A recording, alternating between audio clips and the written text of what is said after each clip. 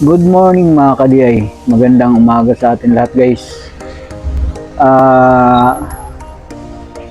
Martes ngayon guys. At sa umagang ito ay mayroon tayong gagawin mga ka-DI. Ito yung gagawin kong video ngayon. Magbabaklas ako ng aking panggilid sa aking zoomer yan. Dahil may papalitan tayo mga ka-DI na clutch bill at saka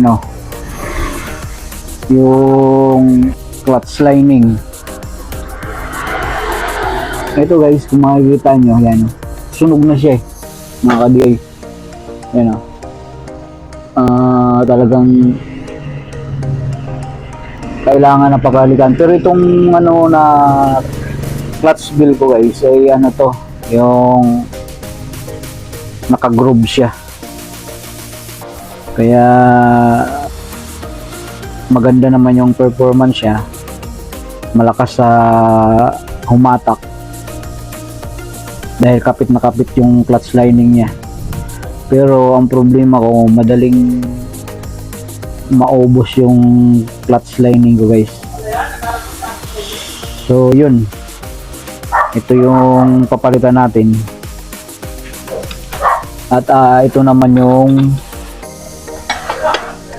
clutch na kung titingnan nyo mga ka-DI, pudpud na talaga yan.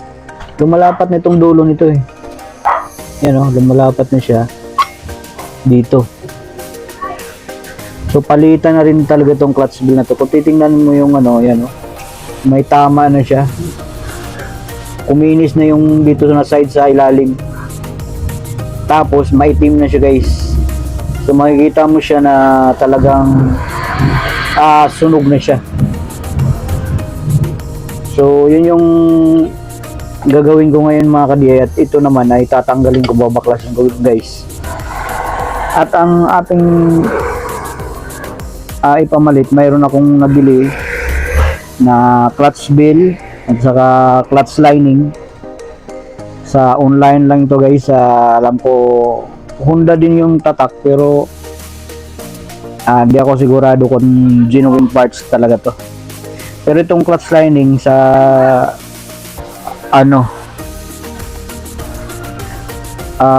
sa LHK Racing, so 950 to guys. So aftermarket lang yan. So antabayanan niyo mga ka-DI, at ay papakita ko sa inyo yung binili kong pamalit ko dyan. One eternity later. So ito mga ka-DI, tatanggalin natin to. At mayroon akong ilang mm ba to? Kung hindi ako nagkakamali, 39 mm na magkasya dito mga ka-DI para matanggal natin tong clutch lining niya at mapalitan natin ng bago. So gumagamit lang ako ng impact dress guys na 36 volt DeWalt. Ito yung aking ginagamit. So kung wala kayong ganito, mayroon naman nabibili ito sa online, at yung parang mano-mano lang siya mga ka-DI. Itong ganito, ayan. Kailangan mo lang, yun, 39 mm nga. Tapos yung kabila is 41. So ganun din to. 39 to, ditong kabila is 41 mm. So ang sukat nito is 39 mm. Yan. Pero kung halimbawa talagang gusto nyo kayo lang ang gumagawa ng motor ninyo, kailangan talagang invest kayo ng mga gamit para mas magaan yung trabaho nyo, at natututo din kayo sa mga ginagawa. Dahil sa ganitong sitwasyon, magpalit ka lang ng clutch bill, clutch lining, mga minor lang to mga ka-DI. So, kayang-kaya nating gawin. Pero pagka dalhin mo pa ito doon sa shop, ay gagastos na tayo ng mga sa labor. So, medyo mahal din yung labor. Maabot din ng kulang-kulang 500. Sayang din.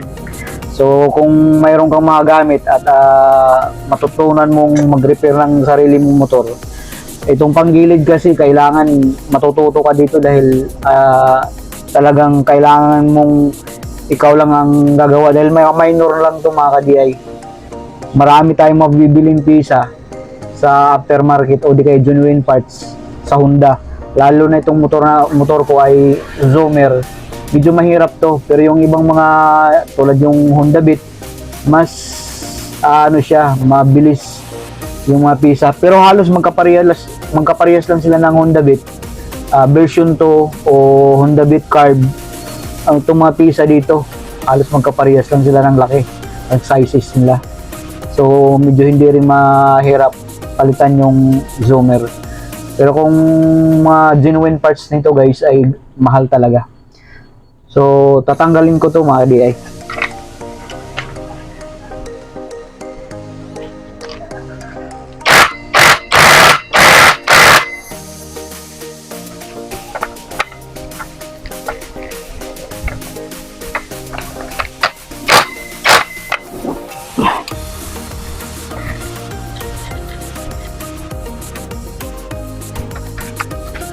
So, ganyan lang mga ka-DI kasimple. Yan.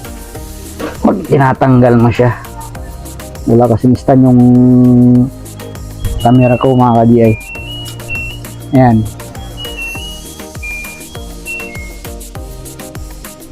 Kapag ganito naman mga ka-DI sa mga motor niyo,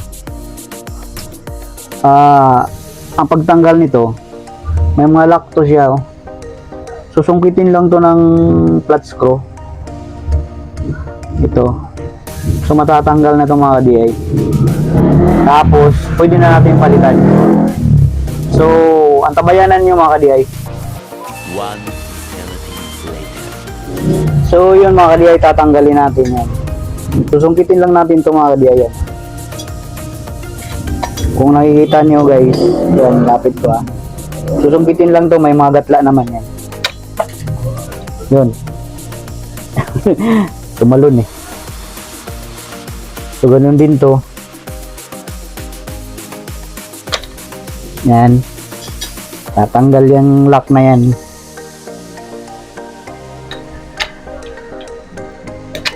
Yan. So tanggal na siya guys. Yan. So may washer siya. Yun, may mga washer siya.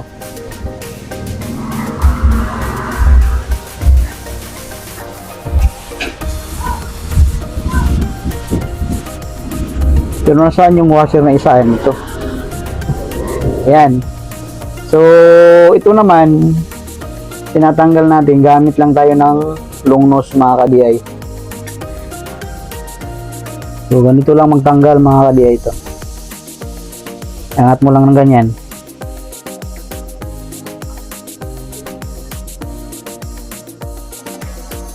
Ayan. So, tanggal na siya. Pag nakita nyo itong spring mga ka-DI, yan ang posisyon niya. Kung saan yung butas ng clutch lining, itong maiksi, diyan nakalagay. Tapos itong medyo mahaba, dito sa kabilang clutch lining. So nakaganyan yan siya guys. Yan. Yung nakikita nyo, ganun. So yung maiksi, nandito sa may pinaka-base niya mismo. Tapos ito, dito sa kabilang clutch lining. Yun yung design ng spring. So yun guys, antabayanan nyo at pinakita ko lang sa inyo kung paano magtanggal at magtanggal ng lock nito. 1 eternity later. So ngayon mga ka-DI, ito yung bago kong pisa na ipamalit guys. Yan.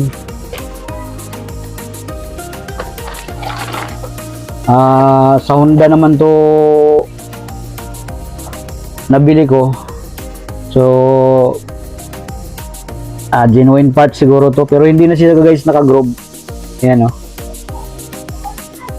So ito yung pamalit ko dito. Sunog na kasi siya. Maitim na eh. Ayan oh. Siguro dahil bakal to bakal na kaya ganyan. So ito yung ating bago. Tapos yung clutch lining guys to. Ayan. Ito yung pamalit ko. Ito yung 950 mga ka-DI. Ayan. So ito yung ipamalit natin dito, ilalagay natin dito guys.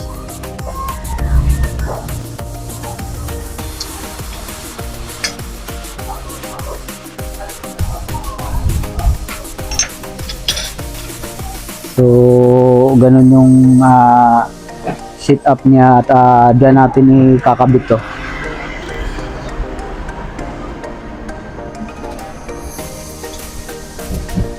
So yan, lagyan ko lang ng grasa yan siya mga ka-DI para kahit pa paano ay lalambot siya guys.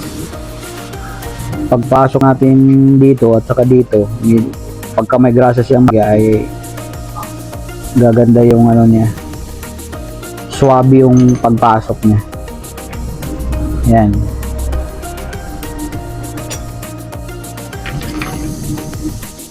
So ganito rin yung isa. Yan.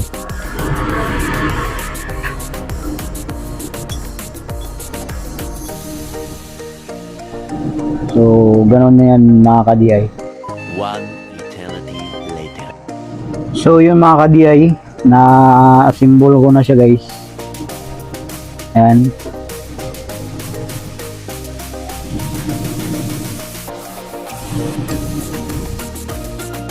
Naikabit na natin yung mga spring niya, saka yung washer at saka yung lock niya guys. So ganun lang mag-symbol mga ka-DI. Kung paano mo tinanggal, ay ganun lang din ang pagkabit niya mga ka-DI. So nakaminos na tayo ng gastos mga ka-DI kung nandoon pupunta pa tayo sa shop. So magbabayad pa tayo ng ano, simple lang naman to. Matutunan mo rin to kung ikaw mismo kutingting ng ano mo, motor. Mas maigi na yung ikaw ang magbukas ng motor mo guys, dahil para makabisado mo rin.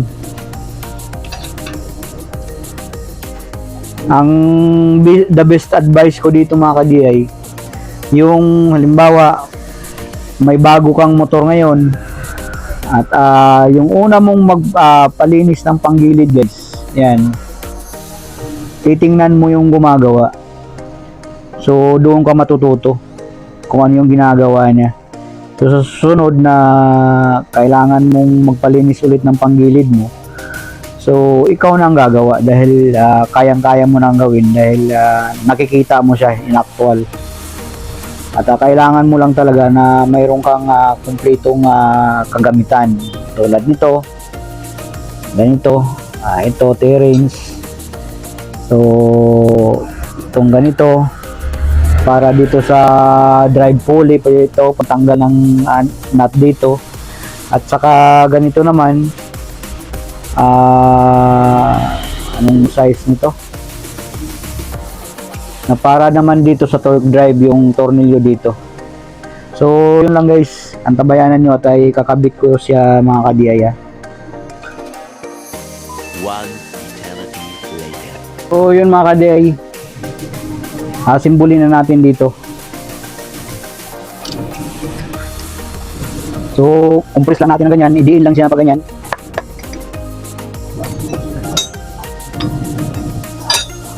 Tapos gamit tayo ng ating pang support. Yan. So ilagay natin to.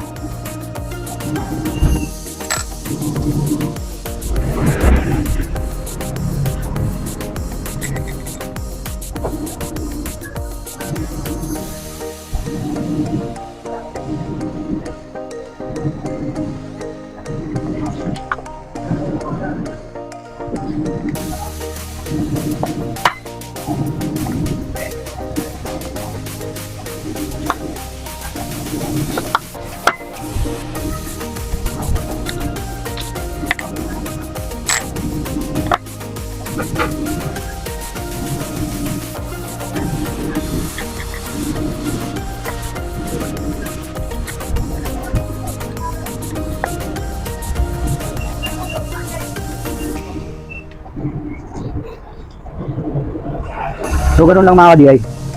Pagka kinakabit natin, kailangan malambot siya na hanggang babaon talaga siya. Dahil baka mamaya ay pag ganyan mo ay hindi mo maikot tong nut na to ng maayos, baka lilihis, mag-iba siya ng thread. Kaya kailangan habang dinidiin mo siya ng paganyan, umiikot siya ng maayos. Yan o, naiikot ng kamay. So ibig sabihin, okay siya.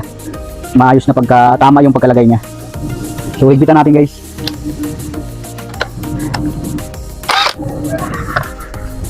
Yan.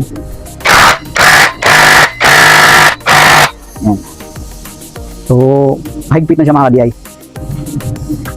So pwede na nating ikabit dito sa ating panggilid. Ganun lang mga ka-DI kasimple. Kailangan matutunan mong ganitong sistema para makatipid ka.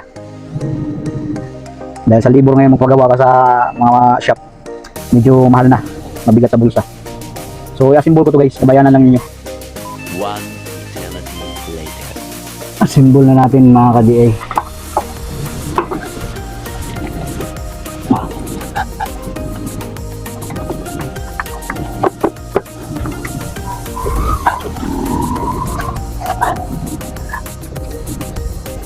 So sunod natin dito yung drive pulley natin guys.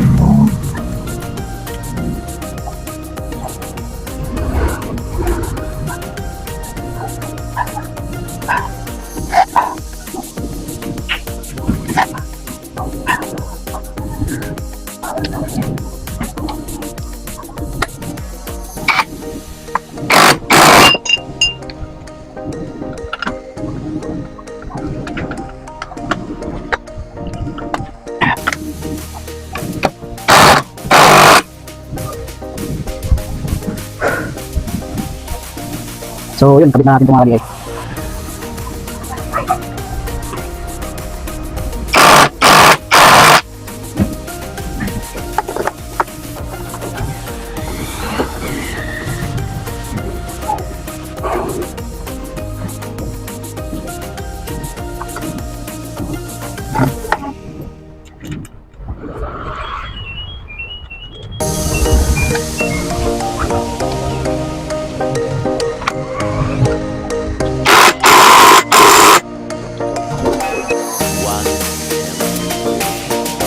So yun mga ka-DI, nailagay na natin guys.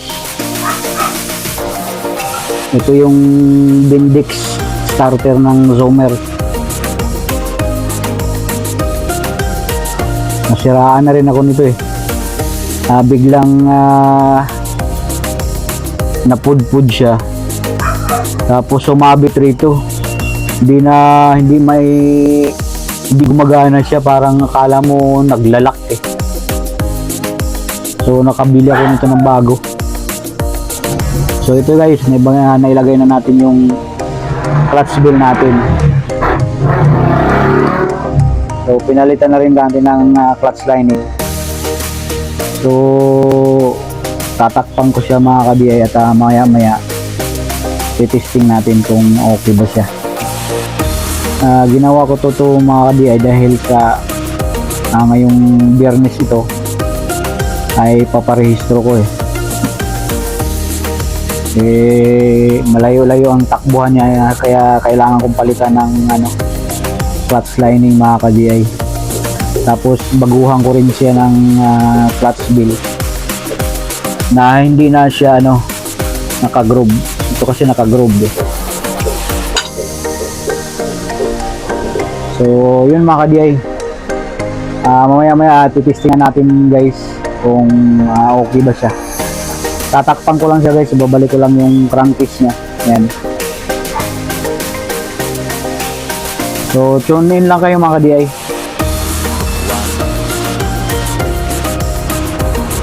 So, yun mga ka-DI, natapos ko na ang aking ginagawa guys. Tinistingan ko na siya, mandar na guys.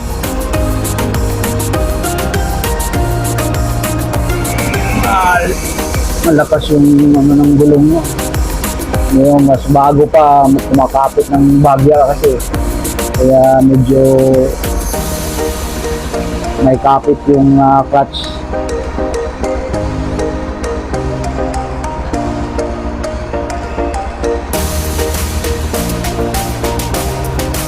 So normal lang naman mga ka-DI yan. Pag nakalapat yung gulong, hindi naman mananakbo yan. So, yan mga ka-DI, thank you. Salamat sa panonood ng aking video guys. At sa aking mga subscriber, thank you guys. God bless sa inyo. At sa doon sa mga nagpo-comment, nagsusubscribe, salamat. At sa hindi pa nakapag-subscribe, subscribe kayo sa aking YouTube channel. At don't forget to hit the notification bell para updated kayo sa aking darating ng mga video guys. God bless sa ating lahat guys, mga ka-DI.